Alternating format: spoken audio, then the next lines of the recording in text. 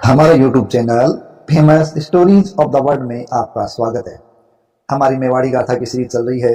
इसी सीरीज के अंदर आगे देखिए धन्य है ये मेवाड़ की भूमि जिसने ऐसे ऐसे सुरवीरों को जन्म दिया जिन्होंने इतिहास में मेवाड़ को अमर कर दिया।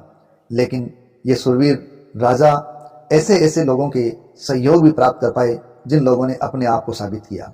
यदि हम बात करें मेवाड़ के शासकों के सहयोग की तो उनके सामंतों सरदारों ने भी इतिहास में अपना नाम दर्ज कराया है। जैसे हसन खां मेवाती, झाला अज्जा, राणा राज सिंह के समय यदि हम बात करें तो चुड़ावत सरदार रतन सिंह, चुड़ावत जेतर सिंह, बल्लू सत्तावत, ऐसे लोगों ने अपना नाम दर्ज कराया।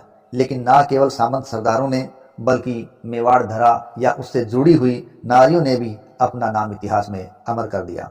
यदि हम बात करें इतिहास की वीरांगनाओं की तो उनमें नाम आता है पद्मिनी, जिसने जौहर के द्वारा अपने अस्तित्व की रक्षा की। इसी प्रकार कर्मावती, जिसने अपने अस्तित्व के लिए मेवाड़ में जौहर किया। और ऐसी ही एक वीरांगना जिसका नाम हाड़ी रानी सहल कंवर है, जिसने अपने पति को युद्ध के भूमि में अपने धर्म का पालन करने के लिए अपना शीश काट कर ही निशानी के तौर पर दे दिया। तो आज इसी हाड़ी रानी की गाथा लेकर मैं आपके पास आया हूं। देखिए, जब राणा राज सिंह शासक थे उस समय राणा राज सिंह है वो किशनगढ़ की राजकुमारी चारुमती से विवाह कर रहे थे और यह विवाह औरंगजेब के खिलाफ हो रहा था, क्योंकि उसके विवाह की बात औरंगजेब से चली थी और औरंगजेब उस तरफ आ रहा था। लेकिन राणा राज सिंह ने अपने सलुम्बर के सामंत सरदार रतन सिंह को सूचना भेजी कि वो औरंगजेब को रोकने के लिए आए। तो इस प्रकार रतन सिंह है उसको उसके दोस्त शार्दुल सिंह ने सूचना दी कि राणा राज सिंह महाराज की तरफ से आपके लिए बुलावा है कि आपको अजमेर की तरफ जाना है और मुगलों की जो सेना दिल्ली से आ रही है उसको उसी इलाके में रोके रखना है जब तक कि राणा राज सिंह का विवाह है वो चारुमती से न हो जाए। ये संदेशा सुनकर एक बार की तो चुड़ावत सरदार रतन सिंह की धड़कन सी रुक गई, क्योंकि वो भी अभी नई नई शादी करके आए थे। कुछ के अनुसार एक दिन शादी का हुआ था तो कहीं कहीं आता है कि उसकी शादी के लगभग 7 दिन हुए थे।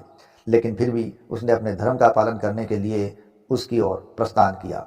लेकिन जब वो जा रहे थे तो उनके दिमाग में रह रहकर अपनी नवविवाहिता पत्नी की याद आ रही थी।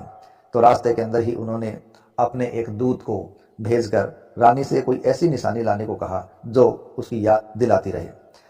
वो सेवक जब रानी के पास पहुंचा और उसे कहा कि चुड़ावत सरदार ने ऐसी कोई निशानी मांगी है जो आपकी याद दिलाती रहे। रानी हाड़ी रानी थी। उस हाड़ी रानी ने अपने पति धर्म को ध्यान रखने के लिए उसको पति धर्म से पथ से अलग न हो इसके लिए ऐसी निशानी देने की सोच ली जो कि उसको अपने युद्ध क्षेत्र के अंदर अपना पूरा कौशल दिखाने के लिए तैयार कर देती। हाड़ी रानी नहीं चाहती थी कि उनका युद्ध क्षेत्र के अंदर धर्म का पालन करने की बजाय मन है वो अपनी पत्नी में या मेरे में अटका रहे। उन्होंने अपने उस दूत सरदार से तलवार मांगी और कहा, मैं कि निशानी दे रही हूँ, ये निशानी है, वो थाल में सजाकर कपड़े से ढककर ले जाना और केवल उसको चुड़ावत सरकार को ही दिखाना। इस प्रकार जब सेवक है वो कटा हुआ सब थाल में सजाकर लेकर गया और चुड़ावत सरदार रतन सिंह को दिया तो उसे देखकर चुड़ावत सरदार रतन सिंह की आंखें फटी की फटी रह गई। कहते हैं उन्होंने उसी शीश को अपने गले में बांधकर मुगलों की सेना से लोहा लिया और इतनी मजबूती के साथ डटे रहे कि औरंगजेब की सेना को आगे बढ़ने का मौका नहीं दिया और अपना इतना युद्ध कौशल दिखाया, इस जोश से लड़े कि अपने क्षत्रिय धर्म का पूरा पालन किया और मुगलों को भागने के लिए मजबूर कर दिया था। हालांकि इस युद्ध के अंदर राणा राज सिंह के ये सेवक चुड़ावत सरदार रतन सिंह खुद भी बलिदान कर गए। लेकिन हाड़ी रानी सहल कंवर अपने आप को इतिहास में अमर कर गई ताकि उनके इस काम से उनके पति है वो अपने क्षत्रिय धर्म का पालन करे और अपनी मातृभूमि के लिए अपने आप को सही तरीके से काम में लगा पाए। धन्य है ऐसी नारियां। चूड़ावत मांगी सेनानी, सिर काट दे दियो शतरानी।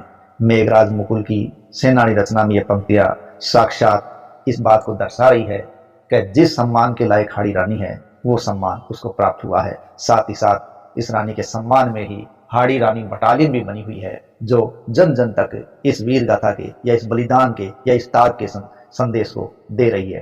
धन्यवाद। आशा है हमारा ये प्रयास आपको पसंद आ रहा है। यदि हमारा ये प्रयास आपको पसंद आ रहा है तो प्लीज चैनल को सब्सक्राइब करें, वीडियो को लाइक करें, कमेंट करें और यदि हो सके तो आगे से आगे शेयर भी करें। जय हिंद, जय भारत।